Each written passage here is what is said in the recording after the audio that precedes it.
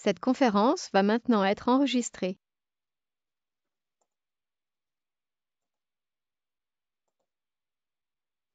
Donc voilà.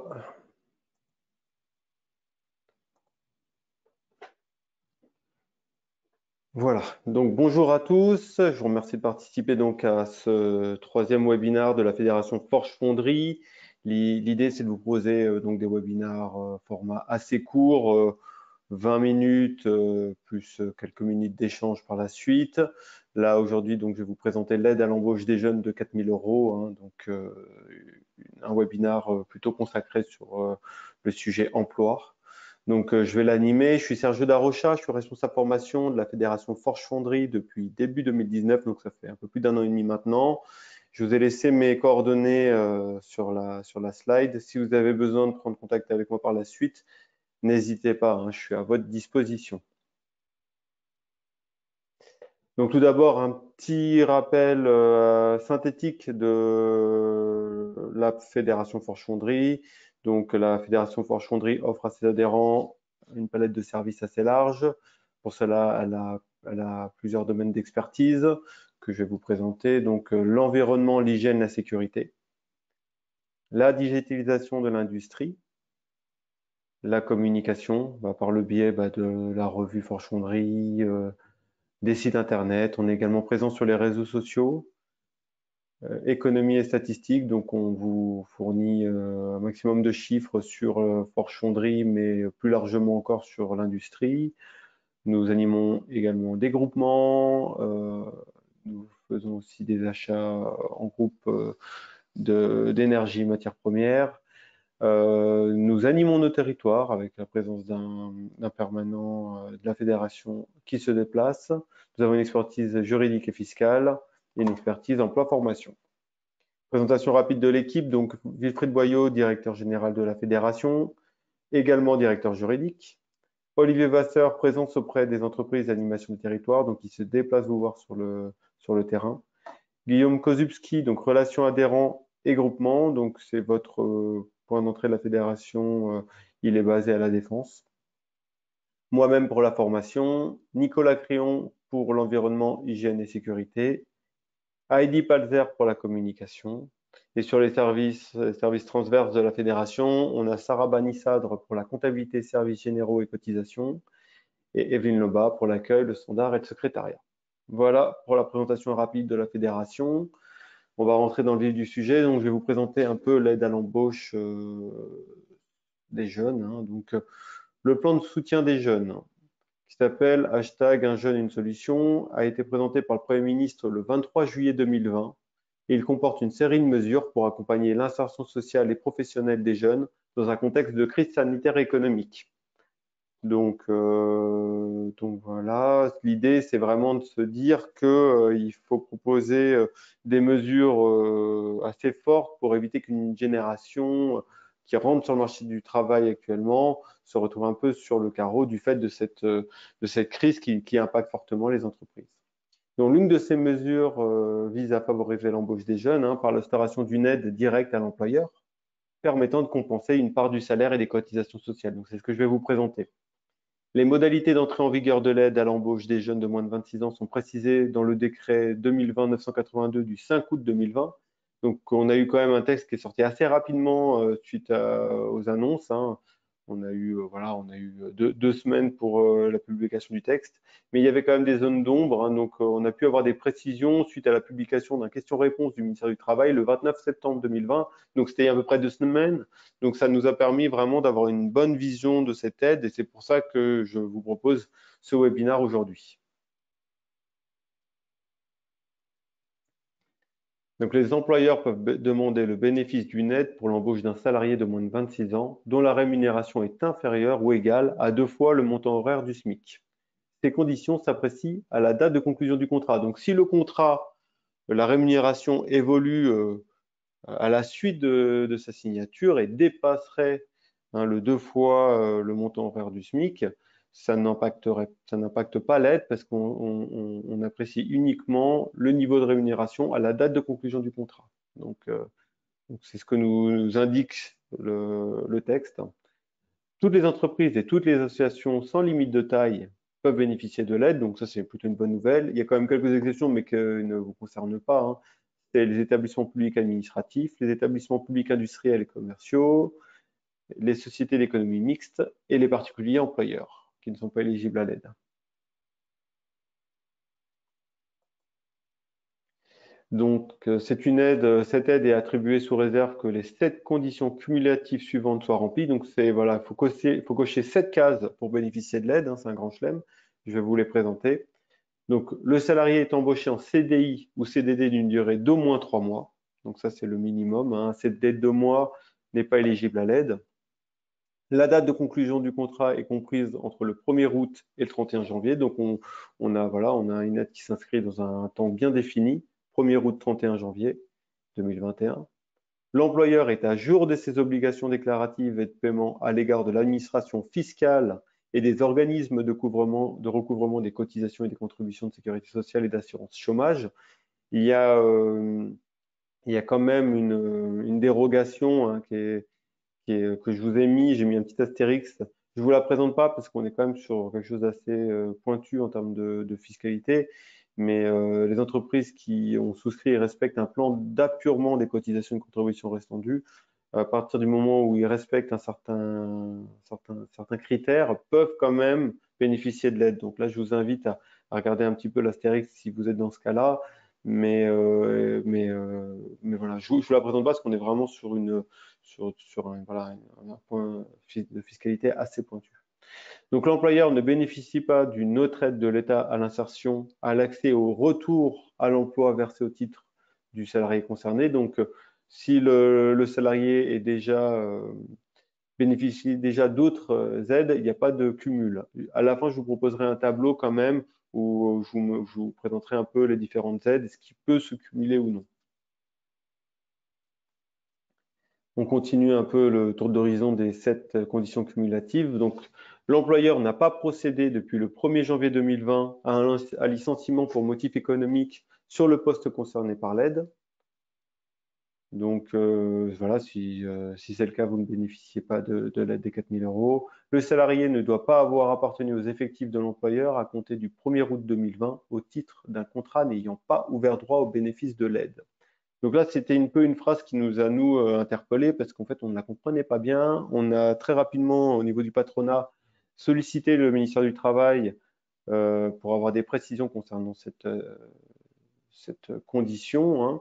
Et nous, ce qui nous intéressait de savoir, notamment, c'était est-ce que si j'embauche un apprenti à l'issue de sa formation ou un contrat de professionnalisation à l'issue de sa formation, est-ce que je peux bénéficier de cette aide? Donc, il nous a été répondu que oui, mais qu'on était quand même soumis à l'attente de la publication de ce fameux question-réponse qui est sorti il y a 15 jours. Et effectivement, le question-réponse va dans ce sens-là. Donc, les contrats d'apprentissage, les contrats de professionnalisation, les CIE, les CAE, les stagiaires ne font pas partie du compte des effectifs de l'entreprise.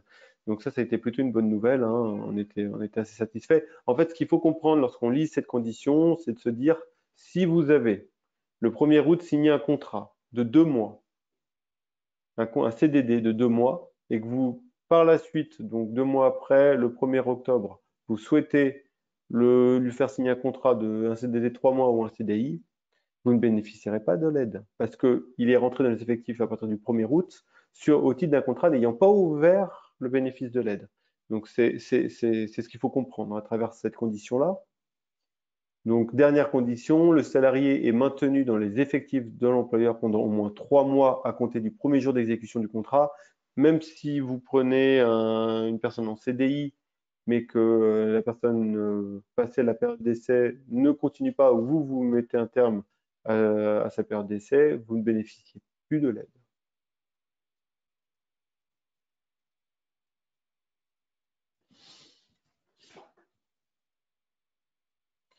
En pratique, donc quelques éléments supplémentaires. Le montant de l'aide est égal à 4 000 euros au maximum pour un même salarié. L'aide est versée à terme échu à un rythme trimestriel à raison de 1 000 euros au maximum par trimestre dans la limite d'un an, donc tous les 3 mois, 1 000 euros. Le montant de l'aide est proratisé en fonction du temps de travail du salarié et la durée effective du contrat de travail. Donc un CDD de 3 mois qui n'est pas renouvelé, donc ce sera 1 000 euros. Un salarié à mi-temps, bah, ce sera proratisé en fonction de son temps, du temps de travail. Voilà, donc c'est ce qu'on comprend à travers cette information-là. Lorsque le salarié précédemment lié à l'employeur par un CDD ayant ouvert droit à l'aide conclut avant le 31 janvier 2021 un CDI ou un autre CDD d'une durée au moins de 3 mois, l'employeur continue à bénéficier de l'aide, même si le salarié a dépassé l'âge de 26 ans. Donc, si vous signez un CDD de 3 mois, par la suite, vous signez un autre CDD de au moins 3 mois ou un CDI, mais qu'entre-temps, le salarié a dépassé l'âge des 26 ans, vous bénéficierez de l'aide. On va se baser sur la date, sur l'âge au moment où vous avez signé le premier contrat éligible. Donc voilà. Donc de la limite, encore une fois, du montant maximal de 4 000 euros.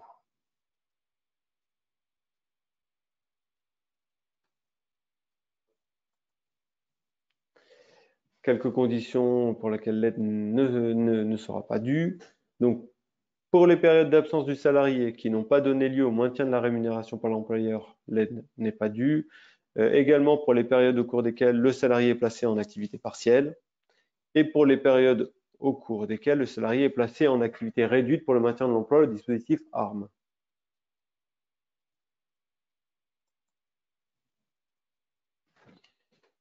Quelques infos pratiques. L'aide est gérée par l'Agence de services et de paiement, l'ASP. Donc, c'est l'organisme qui est en charge de rendre cette aide opérationnelle. Donc, la demande est adressée par l'employeur par l'intermédiaire du portail SILAE, qui est un portail tenu par l'Agence de services et de paiement. Donc, je vous ai mis le lien. Dans un délai, donc la demande doit être adressée dans un délai maximal de 4 mois suivant la date du début d'exécution du contrat. Donc pour tous les contrats que vous avez signés, vous avez 4 mois à la suite de la signature pour faire la demande d'éligibilité vis-à-vis de cette aide. Donc pour réaliser la demande d'aide, l'employeur devra transmettre par le portail SILAE sa pièce d'identité ou celle de son représentant. Donc il transmet une copie numérisée de la pièce d'identité, la pièce d'identité du salarié, concerné par l'aide, le contrat de travail du salarié. Voici les éléments à transmettre. L'employeur atteste également sur l'honneur remplir les conditions d'éligibilité mentionnées dans sa demande d'aide. Donc, c'est les 7 conditions cumulatives. Donc, il atteste sur l'honneur que, effectivement, le salarié correspond à l'ensemble de ces conditions. L'aide est versée sur la base d'une attestation d'employeur justifiant la présence du salarié. Cette attestation est transmise avant les 4 mois suivant l'échéance de chaque trimestre. Donc, tous les 4 mois, vous devez retransférer une attestation de présence. Vous avez 4 mois tous les fins de trimestre pour pouvoir continuer à bénéficier des 1 000 euros tous les 3 mois. Elle mentionne le cas échéant les périodes d'absence du salarié, son défaut de production. Donc, si vous ne transmettez pas l'attestation dans les délais requis, ça entraîne le non-versement définitif de l'aide au titre de la période. Donc la période est de 3 mois. Donc, si vous ne transmettez pas cette attestation, vous avez les 3 mois qui ne seront pas payés.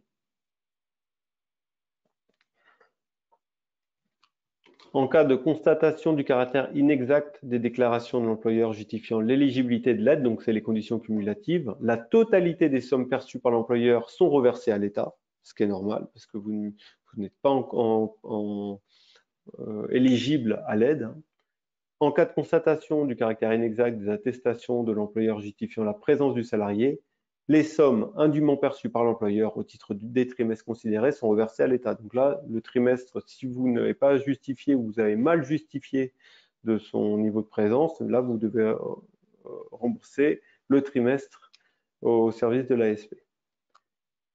Donc, l'ASP assure la gestion des réclamations et des recours relatifs à l'aide. Donc, c'est l'interlocuteur qui met en musique l'aide, mais également qui gère les réclamations. Les demandes d'aide sont adressées auprès de l'ASP à compter du 1er octobre, donc ça fait presque 3 semaines que le service est en place. L'agence de services et de paiement a mis en place un numéro d'assistance spécifique à l'aide et à l'embauche. Je vous ai mis le numéro, c'est un service gratuit. N'hésitez pas à prendre contact avec eux pour des précisions pour la mise en place opérationnelle de ce dispositif. Donc là, je vous ai un petit peu, voilà, je me suis basé sur deux documents hein, pour vous présenter ce dispositif. C'était donc le texte législatif, le décret qui était sorti il y a maintenant de cela 2 mois et demi, et le question-réponse. Voilà, ce sont des documents que je pourrais vous transmettre par la suite si vous en avez besoin. Je vous ai mis pour terminer cette présentation, un petit tableau qui récapitule en fait les différentes aides et la possibilité de cumuler ou pas par rapport à l'aide à l'embauche des jeunes de moins de 26 ans. Donc, réduction générale des cotisations patronales, bien évidemment, cumul possible avec l'aide à l'embauche des jeunes. Les aides aux employeurs d'apprentis, ce n'est pas cumulable. Vous avez un apprenti, de toute façon, un apprenti n'est pas un salarié, vous ne pouvez pas bénéficier et de l'aide à l'apprentissage et de l'aide à l'embauche d'un jeune salarié. Aide aux employeurs de salariés bénéficiant d'un contrat de professionnalisation, c'est le même système, hein. Le contrat de professionnalisation, on est considéré comme un salarié, un CDD, mais on a déjà une aide hein, pour ce contrat d'alternance, donc on ne peut pas cumuler. Aide attribuée par une collectivité, oui. Si vous avez des aides au niveau local, vous pouvez bénéficier. Aide au poste type contrat unique d'insertion, contrat d'initiative emploi, ce n'est pas cumulable. Les aides AGFIS, non, oui, c'est cumulable. Les aides au Pôle emploi également. Et les aides FONGEP, c'est tout ce qui est des fonds pour les, l'éducation populaire sur les zones prioritaires. Ce n'est pas cumulable. Voilà, je vous ai un petit peu fait une présentation synthétique de ce dispositif. Donc, c'est plutôt une bonne nouvelle encore une fois. On est sur une aide qui est directement versée à l'employeur. Et voilà, donc l'idée, c'est vraiment de stimuler hein, l'embauche de ces jeunes qui arrivent quand même sur le marché du travail dans une période complexe. Donc, c'est une aide qui est plutôt bienvenue. Voilà, donc s'il y a des questions, n'hésitez pas, soit utilisez votre micro, soit nous avons le chat qui nous permet également de communiquer.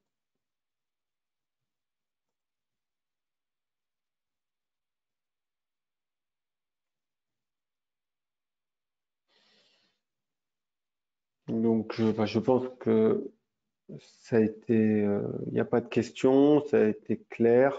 N'hésitez pas à revenir vers moi si besoin, hein, si vous voulez des précisions.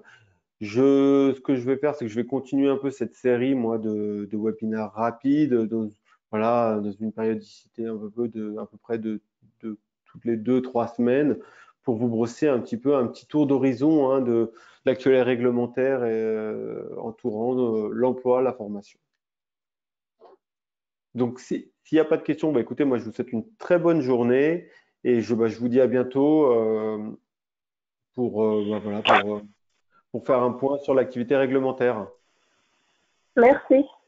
Merci à vous. Bonne journée. Au revoir. Au revoir.